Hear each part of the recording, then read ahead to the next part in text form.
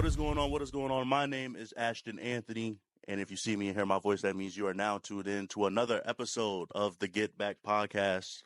This week, I have the honor of bringing on a special guest. She serves as the Miss and Vice President for the Alpha Psi Omega, a stage and front of house show manager for many shows at A&T, and her last role on stage was Dina Jones. For the Dream Girls show. Was it last semester? Yeah. Last semester. No, 2 semesters. 2 semesters Something ago. like that. It's all right. Yeah. But, ladies and gentlemen, please welcome me and bringing on the 5th guest for the Get Back podcast, Miss H'arrya Canty. Woo, woo, woo. How you doing, H'arrya? You have good. had a busy week. I did. About to reap the benefits of it with Oh, your yeah, for sure. birthday. Oh, yeah. Make sure to tell her happy birthday Sunday, right? Yes. I knew that. Very well knew that. Yes. So, birthday at the end of the week, but how has your week gone overall? My week has been very long, but like pushing through every week has been like the most fulfilling thing that I could possibly do. Last full month Yeah, right. until graduation. Oh my goodness. Taking it in. Yeah, because I didn't even think about that. Like yesterday, I was like, oh, 30 days. Mm-hmm. And now it's like, a month. Yeah. And yeah. Yeah, but we're here. That's all that matters. No matter how rough the week has been. The week has definitely been rough for me. And yeah, so again, I would just like to say thank you. And before we get into this, I would also like to say thank you to the people who are watching this. This is the 5th episode of the Get Back podcast. And this is kind of a milestone for me.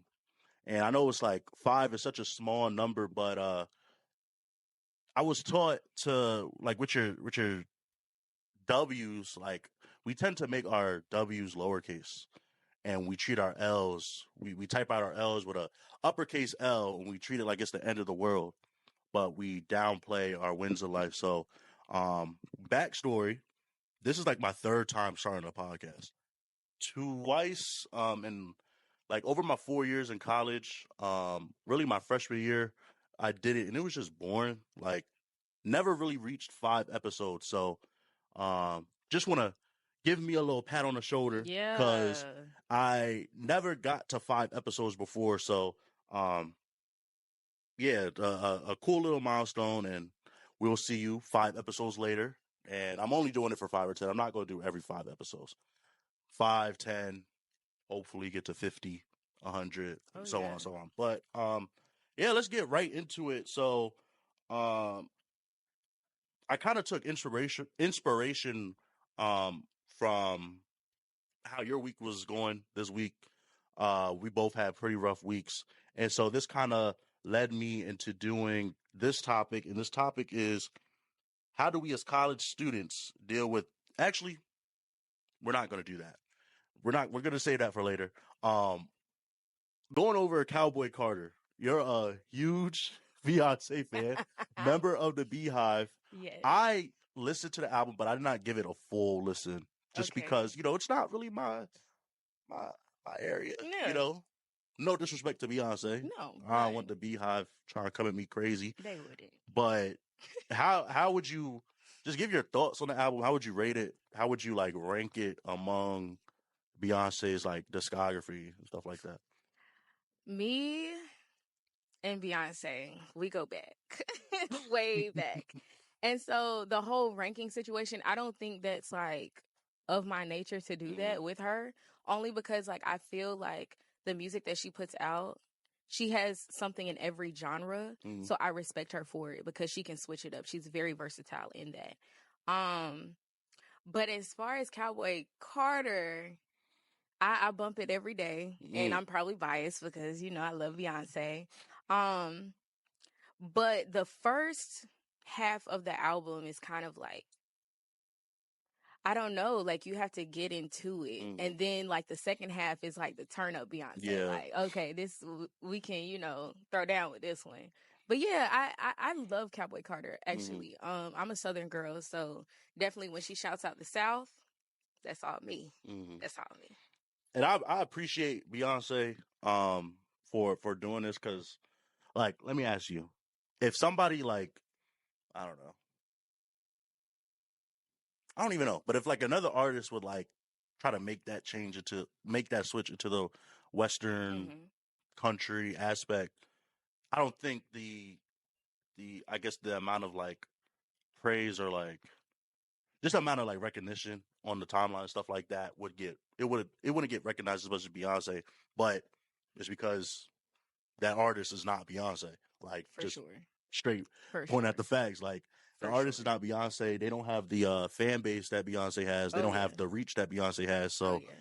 I do appreciate her giving you know, the country genre more of a more some more recognition because and she also had like some other country artists on there. She did. I think there's one dude I was listening to because I remember when she announced the album, there was a post and they put like some other black country artist, and I think his name is Shabuzi? Yes. That's my man. He has that one song. Shout out Shabuzi. He has that one song. I forgot what it's called, but I probably wouldn't even dove into his catalog if the country album wasn't even announced by Beyonce. No, So yeah. big shouts out to her. That's also why I respect the album so much, and just her albums in general, because she puts people on, and not even put them on because they do have a platform for themselves, but she knows the platform that she does have as being like a worldwide artist that she can, make it known, like grow your platform. She's all about the evolution of Black people, and I love that. Yeah, love it. And I also appreciate that she did put her last name on the album title, because shouts out to the GOAT. Sean Carter, Jay-Z. Now, Beehive. So, don't kill me, but I do not like the name of the album. Why? I just feel as though, yes, she is a married woman, but her roots are the Knowles. I can see that. You see what I'm saying? I can see that. Like her mom, her roots are the Knowles, and that's what was, well, my perspective. I thought that's why she wrote the album, was to, go back to her roots. But maybe I could be wrong. I just don't think so. What would you see the title being? I don't even know. Something other than Cowboy Carter. Because I feel like Cowboy Carter is like, that's a bar. Like, Cowboy Carter is like with her on the horse. It literally looks like you would see that in an art museum. No, yeah, for sure. And a caption like, this is Cowboy Carter in 19. Oh yeah. Like, so like the statue, it actually looks like a Barbie doll to me. Yeah, like yeah. The way she's posed on the horse, yeah, for sure. Yeah, because like, let me pull it up one more time. Because I was looking at this album and I was like, I don't like the American flag, but that's just my personal preference.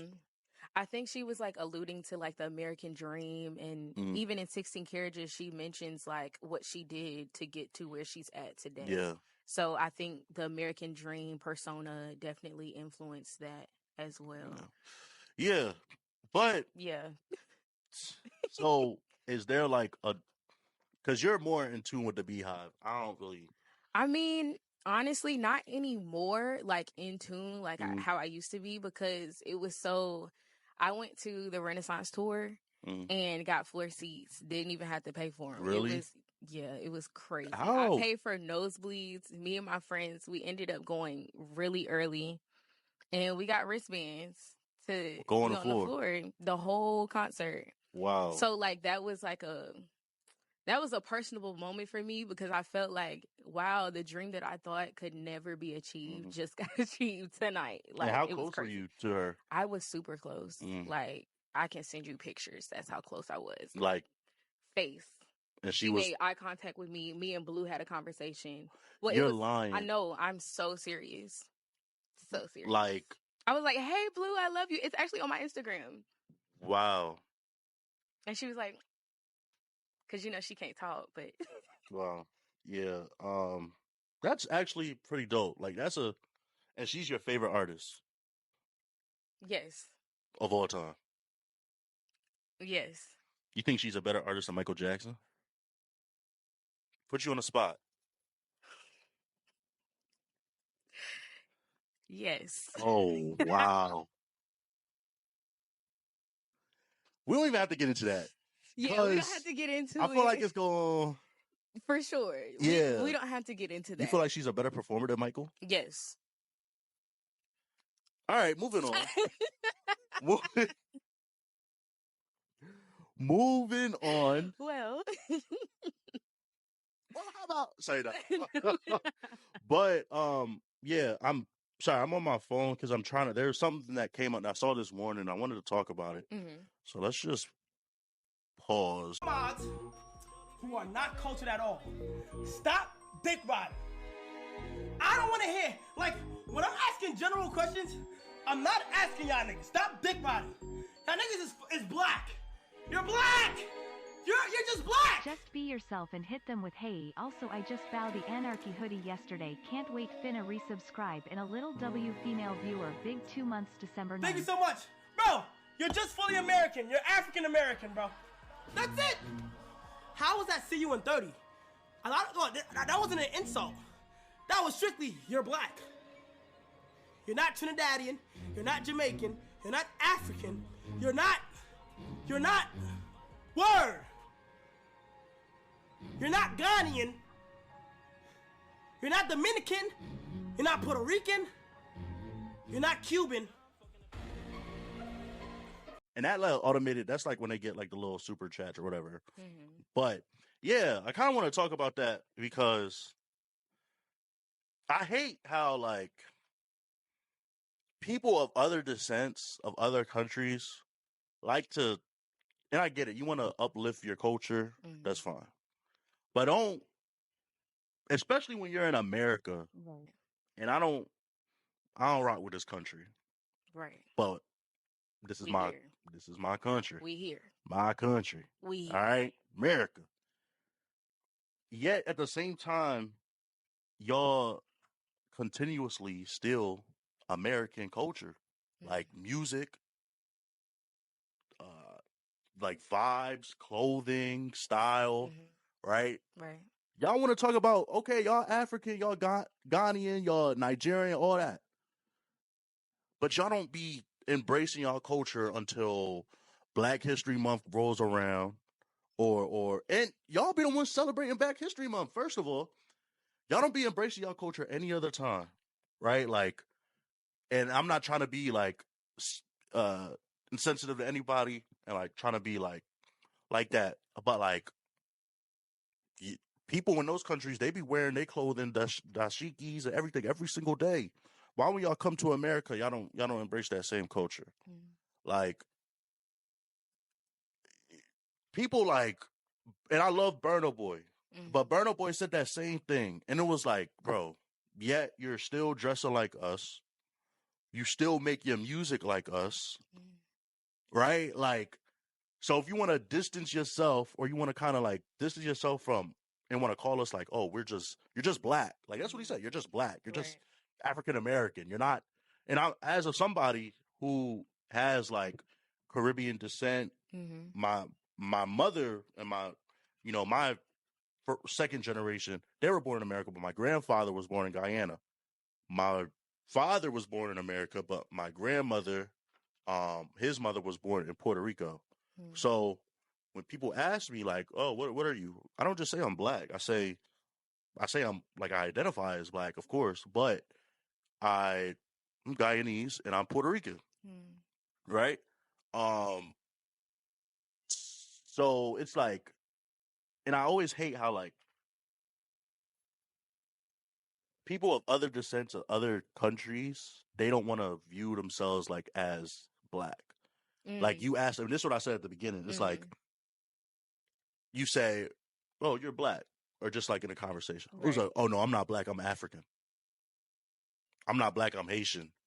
Honestly, I just feel as though like us as black people, we're gonna identify as black, period, point blank. Like It doesn't matter if your skin is melanated to the point Mhm. where you identify as black, then we are all black. Yeah. Now, as far as cultures, I feel like everyone has their own culture. Mhm. Even if you're African American, we have our own culture. Like Thanksgiving, we throw down in the kitchen. Yeah. Not everybody does that. Mhm. You know, like I don't think any other culture celebrates Thanksgiving for real, because Yeah. Thanksgiving is like an American thing. Mhm. So it's like, I don't know. I don't necessarily agree with like you just being African American, you don't have culture, because it's not true. I mean, black people, period, have culture. Yeah, and so that's something that's been passed down generations. Even if you are born, like I said, I was born in America, Right. but I'd be lying if I said like my family, we have American traditions. Mhm. Like, no, like for Thanksgiving, we're not making turkey. Mhm. We're making oxtails and rice and peas Right. and beef patties and Right. like, and then for my Hispanic side of the family, we're making turkey, like we're throwing it in, Mhm. but we're making Spanish rice, pasteles, a bunch of stuff. Like Period. even like with the turkey, like we don't just eat regular turkey. We make fried turkey, jerk turkey, like some of the moistest turkey I hate that word. I've ever had. No diddy. Um, but but yeah, don't like literally. This is not the dry turkey y'all be eating. No, yeah. And I'm not going to force myself to First have of all, to. seasonings, period, Yeah, are a like black thing. I bro, just don't cancel me, but I just feel like, seasoning, we just season well. and we over season. And that's all right. That's all right. Because if you ain't sneezing, then it ain't seasoned. It's amen, mercy. Yeah, but I really didn't like that. It was, like I said, somebody that's like identifies as like, or not identify, but like takes on a Caribbean culture, West Indian culture. Even though I was born in America, Kent General Hospital, Dover, Delaware. Oh. You know, I still take on my family's traditions. Like, For sure. I could go in the kitchen right now, whip up some oxtail. I know that's right. Rice and peas. I could do it. Like, I want to play. Well, I've never had oxtails before. Really? Yeah, I was waiting for my great grandma to make it, but she's gone on. Yeah, with the Lord. Same. Like, my father can make some banging pastelas. Never, and it's my Puerto Rican Hispanic. Pastelas is like, it's like meat that's wrapped in like in not a bread, but it's like a dough. It's like wrapped in like a leaf, like a planted leaf. Okay, yeah, I've had those. And so delicious. It's like, They're but so good. Reggae Cafe got you get some oxtails. Trust me, authentic for real. Like it's not. I mean, it's I close. Want them homemade. It's close. It's close. Okay. And trust me, I know. Like, is it family owned? I think so. Yeah. Okay. But trust me, it's like have to get a plate it's damn near close. It's like $20. Okay. Oxtail is expensive. That's why I don't be making it. But yeah. But I don't mind if it's good. Yeah. But let's move on now to the topic that I started off, but I wanted to open up with Cowboy Carter. Oh yeah. So like I said, we both had like rough weeks this week. And I drew inspiration from your close friends. Okay. Not putting your business. No. Just saying. I did drew inspiration from your close friends. I just go on tangents. I feel like this will be a good talking point. So for sure.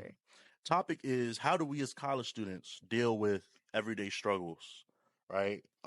Throughout the week, right? Like, and this is not everyday struggles of like, even though some of us do go through like paying bills and like, stuff like that. But as we go into the process of becoming an adult, and we go through, what I mean by everyday struggles is like mentally, like there's just some days that we are just out of it. There's just days where we don't want to deal with the responsibilities that we need. Some days we don't even want to show up to class. Right. And so I kind of also wanted to tie this into, because I feel what I thought about myself and how I handle, some situations that I went throughout the week. I also thought about, and I also want to talk about this as well. So this will be a big conversation. I feel like sometimes as college students, we tend to, and really just young adults, like the youth, we have a lot of things that distract us, especially when we go away from like our families and stuff, distract us from, and sometimes forget about God in our lives. So I know for me, right, like I'm from Dover, Delaware, raised in a Christian Seventh-day Adventist household. My family, right, not to put too much information out there, but my family was basically, or my household was basically filled with women. My mom, grandmother, and 2 aunts. The only father, or the only male figure, father figure in my household was my grandfather. My uncle, he was away, and he was in a state like 6-7 hours away. So he wasn't really, I wasn't really growing up around him outside of like the holidays and stuff, or when he would come down. And my father, we didn't really have the greatest connection. So this foundation that I'm talking about led me to believe, and really even now to this day, I don't really need therapy. Back then, I didn't really think I need therapy. Even now to this day, I don't think I need therapy. Like, I don't need to go to counseling or nothing. My counseling was literally going to the women in my family or praying to God. That's how I was taught. And in my opinion, Black women do the best job at, and maybe I am a little bit biased, but Black women do the best job at dealing with the emotions of a young Black man growing up. That's just my opinion. And so I come to A&T and I'm separated from that foundation. So now at times it's like, I feel like, and I feel like other people feel that way as well, is like, we have to deal with these struggles alone, because it's like, you know, no matter how far you are, I'm 6 hours away from where I'm from. So it's not like I could just drive home. And, you know, if I really need something. And no disrespect to God or anything, I feel like God knows this, because God knows all things. Hallelujah. But God understands that sometimes we kind of need somebody physical to express ourselves to. Right? Like, so it's at times where we feel like, I'm not saying it's not enough, but just talking to God is not technically enough for us. Because we need something physical. We need somebody that can talk back and stuff like that. So I know I was kind of long-winded on this, but no. Just like your thoughts on like how you feel like we kind of handle just everything I kind of like described to you.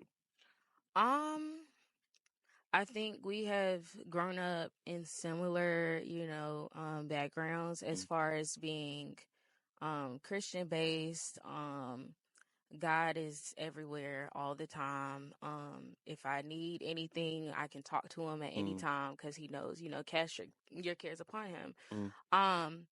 But as far as like being a college student and being separated from that environment that you grew up in was actually very difficult for me at first, until I had to find my own identity in Christ. So like, I found a church home down here recently. And it really just spoke to everything that I was living daily.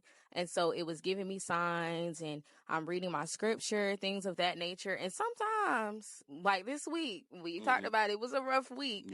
Sometimes I have to get other people to pray for me, as far as like my mom, like calling her like, hey mom, I'm not doing the best, and talking to God right now is just not helping me. So can you talk to God for me?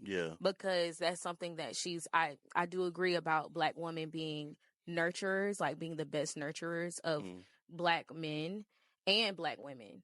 So Black women, on my perspective, is that she gets where I'm coming from. Period, point blank. Like, she's gonna always know where I'm coming from. She's always gonna know like my emotional side, because we are emotional beings. I do feel as though women are more emotional than men. But as far as like thinking through logically, I feel like men got that. Like, y'all are very logical thinkers, and we're like emotional thinkers. But when it comes together, it can make like a beautiful thing. And so as far as getting through the week and like taking a mental pause. Like, mental pauses are needed, period.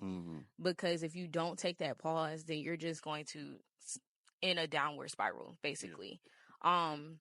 This week in particular, like, what helped me get through it is just believing in the benefit of everything that I'm doing and feeling productive. That's the one thing that I have to feel throughout my week. If I don't feel productive, then I don't think that, like, nothing was worth doing in the week. You know what I'm saying? Like, nothing was worth doing. But as soon as I feel productive and I talk to God about it, and I've had a lot of Jesus take the wheel moments this semester, only because it's senior year, and like everyone's wanting to get, work as soon as they get out of college, or get into grad school as soon as they get out of college. And it's hard when, like, you keep submitting things to people and you get no's all the time. It's like a constant reminder of, like, I worked so hard for this, but, like, why are you telling me no? Like, you know what I'm saying? Yeah. So that's definitely, like, the mindset that I've been in. Like, okay, Jesus, take the wheel. It's on you. Because I done did my part. I keep getting no. So maybe, he'll give me a yes. I know for a fact. Because he's done it before. Yeah. And I'll definitely speak on my part as well. Like, me personally, there has been days where, like, I don't talk to God. Like, there's been days where I don't really, like, I feel like, I'm on this by my own. And even though out of desperation, I feel like times where we are desperate, that's when we truly go to God. And me personally, throughout the week, like, or like this a while ago, like, there were times where I'll, not say no prayers, not do no devotion, not do no scripture, just go about my day. Right. And I don't know about y'all, but, like, my God, I've been raised to believe that my God is not a God that's going to force himself onto you. That's right. He gives you a choice. Right. And he's never going to leave your side, but it's kind of like, it's kind of like that relationship with your parents. Like, like, and I always say this, it's like you're out at, like, the ocean, right, with your kid, and your kid is giving you attitude. Oh, I want to go out. I want to go out in the waves, and I want to, stop holding me. And after a while, you're just gonna be like, all right, go ahead. But you're never gonna let your child out of your sight. Right. So when that wave comes and crashes and your child feels like, it's like that struggle. Like, you want your child to feel like that struggle, so he realized, oh, I messed up. Like, I know why you were, behind me and stuff like that. Like, so that's kind of how I feel. That was a great analogy. So for me, in, like, my relationship with God, like, a while ago, it was kind of like that same situation. Yeah. I felt like I could do this on my own. I felt like, the peak where I was at, or the point where I was at, and I was just succeeding and having all these accomplishments, felt like I did it because of me, not because of God.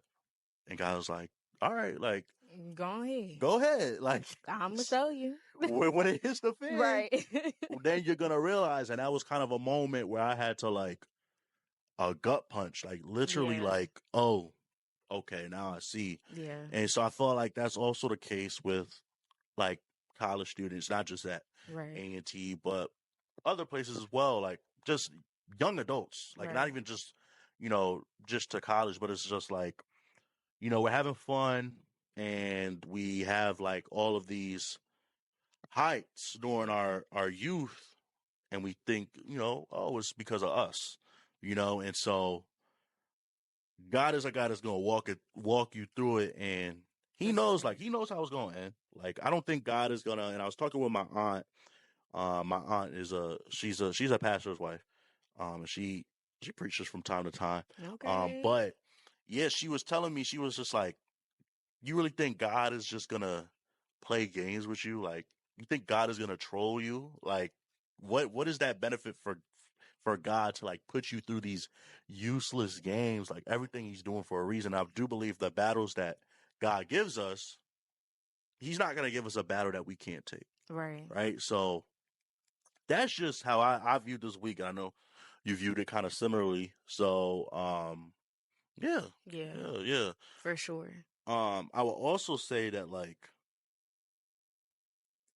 the finding a home away from home thing is really like a struggle. Like, and not even a struggle because it is just as simple as like, oh, just go. But it's just like you've been raised 16 years Right. with a distinct, upbringing, a distinct like and I know for me personally, like I'm Seventh-day Adventist, so I go to church on Saturdays. If you don't know, like what Seventh-day Adventist means, still falls under the Christian denomination. So, what you see in a Seventh-day Adventist church is different. I mean, it's similar to what you see in like a Sunday church. Right. But I have gone to Sunday churches. I have like me personally. I don't think, and it's just my beliefs. I think if you have the idea, or if you have the knowledge of the day you worship, right? That's cool. But I think the thing that matters the most is your relationship with God. Yes. So me personally, yes, like I will go to Sunday churches. I still like, obviously my top priority is going to a Seventh-day Adventist church because that's how I was raised. Right. And that's what I believe. But, coming down here, it took me like 3 years to find a Seventh-day Adventist church to attend. Yeah. And mind you, it's just across the street from A&T. It took me 3 years to find that. And it's not really 3 years to just find one that suits me, but it's just 3 years to come out of that comfort shell, come out of that shell of like comfort and like, because you go to a church and they might not do things the way that your home church would do. And so you don't really feel comfortable in attending that church every week and giving it the label of your home away from home. Right. So that's just really like, and even not being able to like know anyone and walk into a building, it's like it's still scary. Like, yes, church is supposed to be, the house of God and where you can be vulnerable in your faith, but at the same time, it's like you still are mindful of people that judge. You still are mindful of how they're ran or what's really going on behind the pulpit, things of that nature. So, but yeah, I definitely agree with you on like your relationship with God is the most important thing out of like everything. Yeah. And also like I was having this conversation, not this exact conversation, but a conversation similarly, with the Vespers, like the youth group, called it SDA Aggies. And we were just talking about it. Shout out to them. They showed me like a lot of love on my last episode. I posted my reels and stuff like that. But yeah, I think that was a really, really great conversation. Oh yeah, for sure. Now this will be our closing segment, album of the week. And this is going to be kind of a long, well, not really long, but I do got to get some stuff off my chest with this. Okay. We Still Don't Trust You, Future and Metro's collab album came out today. And since, like in the past week from last episode, some things happened over the weekend. And I know at this point it's kind of like dragged out, but I still want to give my thoughts on this. As a J. Cole fan, yes, I'm tired of J. Cole fans.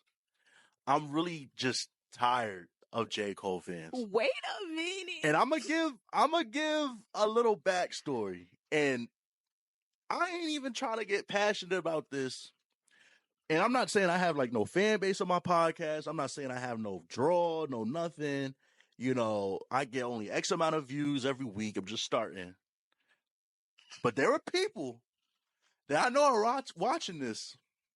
And y'all came into my DMs. Right? Came into my Twitter spaces when, like that, the song with Future, Metro, and Kendrick Lamar, when that disc came, and as a Kendrick fan, I'm a fan of Kendrick, Cole, Drake, fan of multiple rappers. It's not picking a side. But I came and I said, all right, the boogeyman is back, and he calling y'all out, and y'all came into my DM saying, J. Cole is going to humble Kendrick and he's going to, he's going to prove why he's better. He's going to body him. And y'all got y'all stuff off. Y'all got y'all shit off when he dropped 7-Minute Drill. Y'all got it off. I let y'all have it. But then 2 days later, Your king, your man got on that stage. He pulled out that stool and apologized. And now you're looking like a damn fool. No, we not. No, we are not. Yes. No, Y'all we are looking like not. a damn fool. And I'm gonna say this why. I'm gonna say why. Because people came at me, right? Okay. I remember I said this all the time. I said, out of the big three, J. Cole is number 3. My opinion. Y'all said y'all looked at me like I said something sacrilegious, and I said something insane. It was fine. That's y'all opinion. Wait, who's the other 2? I said, this is my personal Okay. the big 3. Kendrick, Drake, Cole. It's in that order, but that's the people who recognize the big 3. I have Drake above Cole, right? And this weekend solidified that. But people were like, it's real crazy how the tone switches up with these with Cole did fans. I get myself involved in? Oh, you gonna realize, and I know you from what city you from? I'm from Charlotte. Charlotte. But, you know, So I get it. Fanville down the street. I get it. I talk to people throughout the week. North Carolina natives, y'all don't play about Cole. That's cool. It don't. But here's the thing. Y'all tone really switched up from Cole is gonna murder Kendrick and he's gonna body him, and when he dropped his diss track on 7 Minute Drill and his album Might Delete Later, the tone was really crazy. It was crazy. Let y'all get it off. Now he apologizes, and now y'all want to say, oh, he's being humble. He's you know, that's not in his nature. It's that's not in his nature. When have you ever known Cole to be like dragging people through his music? Here's my problem with Cole. And I get it. Cole's not watching this, so I'm not even gonna act like I'm talking to Cole, but if you are, no, it's cool. hey. J. Cole, J. Cole, my whole life as a J. Cole fan, his music is great. But he always throws in the little jabs and stuff like, oh, I forgot, on what was it, Heaven's EP. Oh no. The song with Benny the Butcher, and he was like, I put your favorite rapper neck in a noose, never letting him loose. Cold world, the heat is blast through your speaker. He the last of Mohicans, no weakness, last of my sneaker. Like, I'm a Cole fan. Right.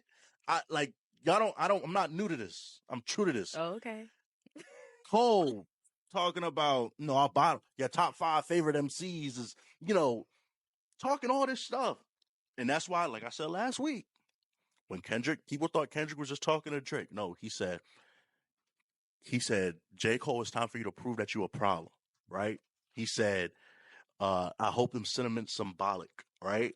Like, he said that because J. Cole was always giving Kendrick his shout out, right? Right. So this is not, and by the way, this is not me like attacking J. Cole. Like if J. Cole was really like, if it really didn't sit right with him, right, I hope you get the healing you need. I really do. Yeah, it's all entertainment though. But in terms of the rap game, dog, you can't be you can't moonwalk like that. You just can't. And my thing, and I'll finish right here. Okay. Like I said, put your favorite rapper neck in the noose, never let him loose. You always saying like, yo, right? And all these other rappers get their shit off as well. They say like, I'm the best in the game. He says, middle child. I studied the greats. I'm the greatest right now. All right. Well, when somebody comes knocking at your door, right? When somebody comes knocking at your door, who's really about this, and Kendrick Lamar, he is, that he believes he's the best in the game. I don't think he does though. I think he does. I don't think because he does. Kendrick has been true to this. 10 years ago, he dropped Control. He named all y'all rappers. He said, I'm trying to murder. He said, I got love for y'all, but I'm trying to murder y'all in terms of this rap stuff. Right. Then he dropped The Heart Part 4. Talking to my fans can't wait for me to sign your punk. I ain't even going to go into all that. Right? I love both of them. Let's be clear. Too. I love them. I can't pick a side. But I do think that J. Cole was just being humble. The humble J. Cole. I mean, like, that's his persona. And my thing is, if you want to be humble, that's cool. Just be that way all But throughout. He's also standing on it, though. Like, he ain't ever... But this is like... And then he was like, yo, if you want to take a shot at me, I'm gonna stand there with my chin out. What? Are we serious, Cole? Like, and this is why I can't because Kendrick Lamar stands on business. He does. I think Drake stands, and even Drake, when Pusha T came for you, you ain't want to respond. We was looking at you a little bit funny I don't too. even want to talk. Yeah, we was looking at you a little funny too. What? Drake. Drake? No, like I just feel like he's so immature. No, like he is. He just be doing anything, and it just be aggravating me. But I love Drake in a sense to where like he could be my older brother. That's like yeah. Not even like the whole certified lover boy and all of that. He can have that. But like as far as him putting out music when his people need it, when his fan base needs it, when his platform needs it, he does it. Yeah. He stands on that. To me, and I was having a conversation with my friends yesterday, the last album for me with Drake that really felt like it was a studio album. It really felt like he really put passion into it, and like with the rollout, the tracks, everything was Views. That was like the last album. Everything after Views, it just really didn't feel like honestly authentic. I can agree with you. Yeah, like Views, when he was doing the billboards and everything, rollout, everything like that. For sure. The track list, like I think he's trendy Drake right now. Yeah. When he dropped Views, it was like Drake was being Drake. He was putting out what he felt, but now it's like when you're trying to compete with the numbers, it's sometimes it's not authentic to your true platform. And I'll say this. People say Drake, I get it, he's been trying to, in this trendy music, he hasn't really been trying and like that. And so I get it, Right. But let's not forget, Drake could still put somebody in a body bag. And I do feel like this is why 2 episodes ago, I said, J. Cole fans, let's just sit this one out. Respectfully, we just don't want to get ourselves involved in the crossfire between Kendrick and Drake. And J. Cole wanted to step in, and now he apologizing. And so this is why I just said, because Drake is just an emotional dude. And when he really wants to turn that switch on, my God, he is. When he really wants to turn that switch on, he could turn it on. And I do feel like people who... Well, I'm ready for him to turn it on without the sass. Been ready for him to turn it on. Without the sass.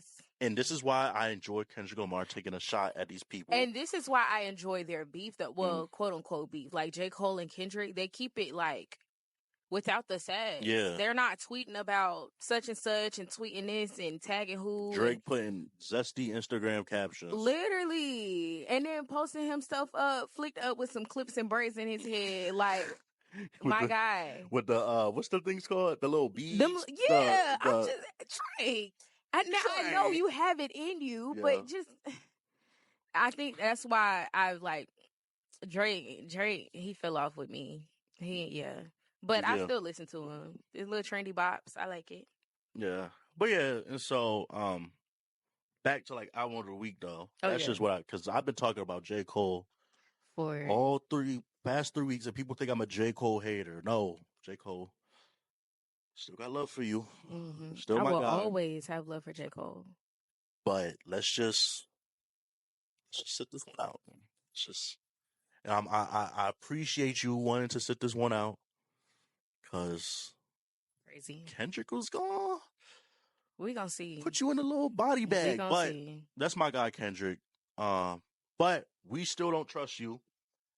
Album, I got through like 3/4 of it this morning while I was setting up for the podcast and stuff, and I can say, another banger.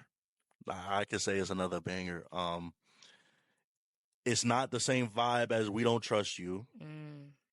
We Don't Trust You. We already know about Everyday Hustle, Ain't No Love, Cinderella, all banger after banger after banger. This one is more of like I described it before we started, toxic lover boy album. Like, yes. I'm tired of the toxicity. From Future?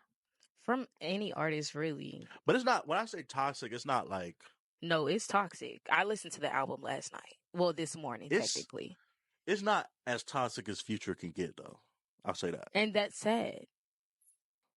Is that not sad? It is, because it's still sad? toxic. It's still toxic. It's toxic. Toxic. If this is your ground level of what toxic is, what's the ceiling? What? I don't even want to know. Yeah, keep it to yourself. But I enjoyed it, though. Really did. I enjoyed it. It was okay to me. I ain't gonna try to put it against We Don't Trust You. I think both of them are great in their own, but Metro, and I keep trying to tell y'all, everybody's focused on Future. Metro is a mastermind in this game. He is like, no, I love me some Metro. When his career is over, we're gonna be looking at him like we look at Dr. Dre and some of these. He's a legacy. Yeah, yes. Like he left his legacy already, and he's just getting started. Think about what he's done in the past, like 3-4 years. He dropped Heroes and Villains, and that was good. But he also dropped Not All Heroes Wear Capes. Heroes and Villains had like Sway Lee, Travis Scott, just put a whole bunch. He could work with every single artist. Like, speaking on Beyonce, you know how hard a Metro and Beyonce track would hit? I do. Like, Metro's also getting into the cinematic side of production, because he did the Across the Spider-Verse. Oh yeah. And that soundtrack was like, oh my gosh, I'm in love. Like, still bumping it to this day. It was amazing. I don't even care that they talk about web slinging and shooting webs, and the artistry behind the beat and the production of the beat is just amazing. Could you so far, like, I think not this one, but I mean both of them have like contention for like album of the week. Rap album of the year. Right. So far. I like what, Metro and Future, like the We Don't Trust You, We Still Don't Trust You. I think both of them right now, like, because we're so early in the year. Oh yeah. So it's like, I keep thinking like school. I think in terms of school versus like an actual year. And you're right. School year. Yeah. Oh, so because technically the year's almost fall. over. Yeah, that's what I'm saying. Oh, well, you get what I'm saying? Yeah, I get you. So what came out? But I don't even think if we do go back to the fall though, like, I mean, but if we're speaking on like who's going to compete against each other as far as like album of the year, or not album of the year, rap album of the year, then we still have other candidates. Like who? No, well, I'm saying like we have more time in the year for like people to release stuff. I get you. Yeah. Cause like, I think and I'm really disappointed, not to go back to Drake, but I think Drake is like, you really about to let Future and Metro go #1 again on the charts? Like, cause people were like rumored like he was gonna drop like a diss track on Kendrick or something tonight to prevent them from going #1 again. Right. But it's like 2 albums and they're dissing you. Literally got the rap Avengers to diss you. And you just sitting back. That's another reason why I'm just not really love his music, but not really the biggest fan of Drake right now. Oh, say that a little louder. No. I didn't hear you. Oh, my bad. No. The mic heard me. You said you're not really the biggest fan of Drake, and Drake is your #1. No. Kendrick's your #1. Kendrick is my #1. And J. Cole's 3 under Drake. Yeah, because I think when all comes to, and we'll see it soon, Drake will stand on business. I don't think Drake will ever apologize to Kendrick, because Drake is toxic. We're gonna see. We will. But I think that's a good point to wrap up episode 5 of the Get Back podcast. And congratulations to you. Thank you. Yeah. Thank you. Have about a couple more episodes in the semester. I'm trying to think of like how to carry this throughout the summer, because I won't be in the studio, but I can set up a little setup at home. So we'll try to see. But a couple weeks left in the semester. So a couple weeks left of the podcast in the studio. So, but yeah, that concludes episode 5 of the Get Back podcast. I'd like to give you special shout out again and thank you for coming on this week's episode. Of I actually course. wanted to Of course. because you tracked me down. I did. You was 'cause like, we see each other every day, and I'm just like, I got stuff to say. I always got stuff to say. Yeah. So, I was like, yeah, we gotta get this done. No, yeah, before you out of here. Okay. Because it's 29 days. Who's going to Charlotte? Or who's going to... Sorry, no, I'm just messing. Child, that's all right. I'm just that's messing. all right. Charlotte, Sometimes I don't even mess with myself. Always, I love Charlotte. I always want to go to Charlotte. But we will see you next week. I will put Arya's Instagram in the description. Make sure to tell her a happy birthday. Thank you. This weekend. Whoop, whoop. Whoop, whoop.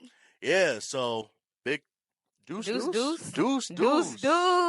Deuce. Yes, sir. That was an amazing way to end the podcast. Yeah. But make sure, do me a favor, comment your thoughts if you have any. If I'm wilding on J. Cole, let me know. Constructive criticism is always accepted. Subscribe if you haven't already. With that being said, we'll see you on the next one. Which camera was that on? One? All right. Because I be looking back and... Back and forth? I be looking back at the other podcasts, and I be pointing to the wrong camera. That's all right.